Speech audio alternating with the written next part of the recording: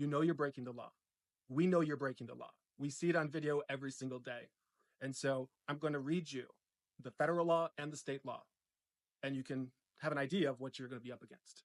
18 U.S. Code 242, titled Deprivation of Rights Under Color of Law, is a federal law that makes it a crime for someone acting under the authority of law to willfully deprive another person of their constitutional rights or privileges. This includes actions taken by the government officials like law enforcement officers that violate a person's federally protected rights. And yes, this applies to undocumented migrants. So when you're using force without offering due process, you're looking at criminal liability. When we see the videos, tackling people to the ground, pushing them to the ground, using tasers, tear gas.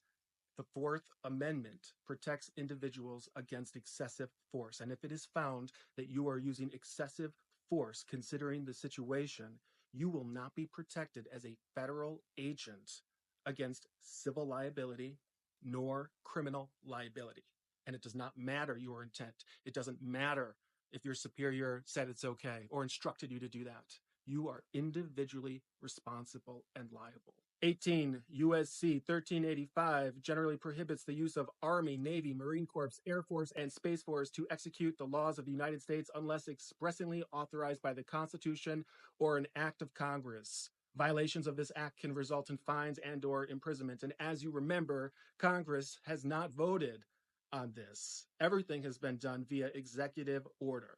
That's why it's so important that if you're ICE, law enforcement, the National Guard, the military, that you know the law inside and out. Because if you get an order from Tom Homan, from Kristi Noem, from Donald Trump even, that's unconstitutional, that's illegal, and you carry it out, you could personally on the hook, both civilly and criminally.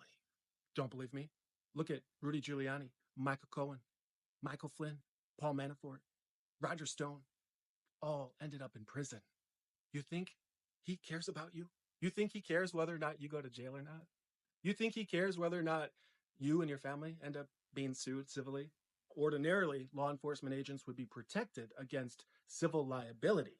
However, if your use of force is excessive and you're not going about the arrest through the proper protocol, such as stating your probable cause, such as self-identifying, and you are actively taking steps to hide it, such as covering your face with masks, wearing sunglasses, removing the license plates from your cars, driving unmarked cars, not stating your name, not answering questions which are reasonable, not even knowing the names of the individuals of which you are arresting, that is a clear violation of the Fourth Amendment, which applies to undocumented migrants, and you will not be protected as a federal agent against civil nor criminal suits. Some people might say, well, Trump's just going to pardon them anyways. Yeah, he probably will. But guess what? Each state has their own set of laws that are very similar to the federal laws that we just went over. I'm not going to go through every state, but they all have their own. And a president's pardon is not good against state charges. So let's say in California, you have ICE agents that removed their license plates, they're covering their face, they're not self-identifying. That is a felony. That is a felony. Same in Illinois, lots of states. And so let's say an ICE agent, or many, tackle somebody to the ground and they get hurt due to excessive force. Or perhaps they did not go through the proper protocol for arresting you. They covered up their license plates, or they took them off, they covered their face, they didn't self-identify. Their family can sue you personally for everything. Your cars, your home, your bank account, your savings, your pension.